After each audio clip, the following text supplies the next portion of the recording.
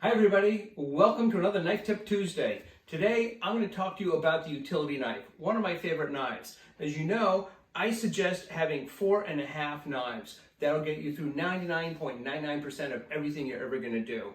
The main knife, which could be doing most of your stuff, is a 10-inch chef's knife. That's the biggie, that's the one you're going to want to spend the most money on, but that's the big one. The other one being the offset handled serrated knife, for cutting bread and tomatoes and things like that. You've got the paring knife for a lot of that little close-up lighter work. And the half knife, of course, is always the bench scraper for cleaning everything up.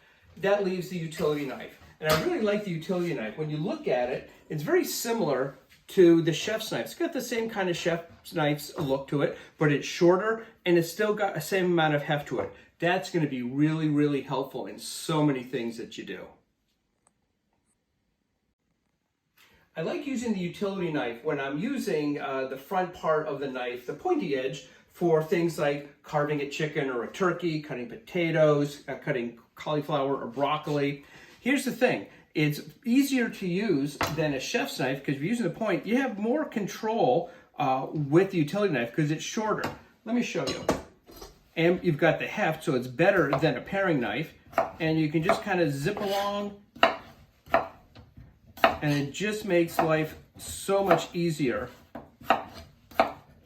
faster, and safer when you're using the utility knife. Better than a paring knife, better than a chef's knife when you're doing close-up things like this. One of my favorite uses of the utility knife is when you're cutting the florets off of broccoli and cauliflower. And by the way, do you use the word florets in anything but broccoli and cauliflower? So, here's how it works. Oh look, I've got a cauliflower.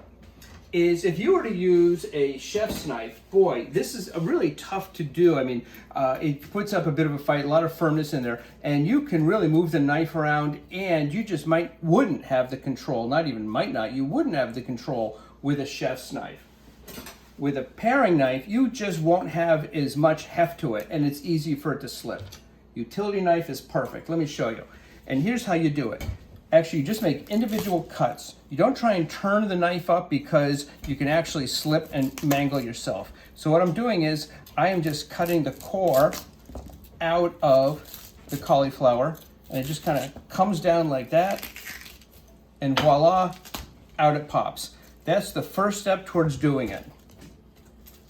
And now the easy part is taking off the florets. So now, you're going to start cutting the florets off just like that, and it's easy, just taking off right along there and just kind of keep spinning around, taking your time. You don't want to force the knife. Just spin it around, and voila, all the florets are off. And now you can cut these to whatever size you want. These are going to be perfect for roasting. So what I like to do is I like to cut them down to a size of like that.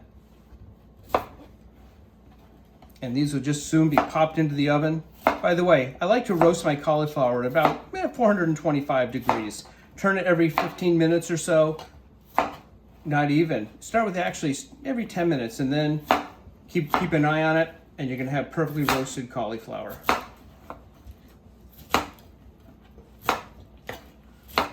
There you go. Cauliflower is ready to go, and the utility knife is just gonna make it such an easy, faster job. And that's the simple way to do it. Can you do it with other knives? Absolutely. Yes, you can use a paring knife. Yes, you can use a chef's knife.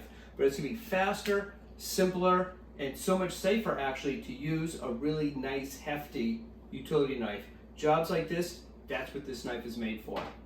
And that's another Knife Tip Tuesday. See you next time.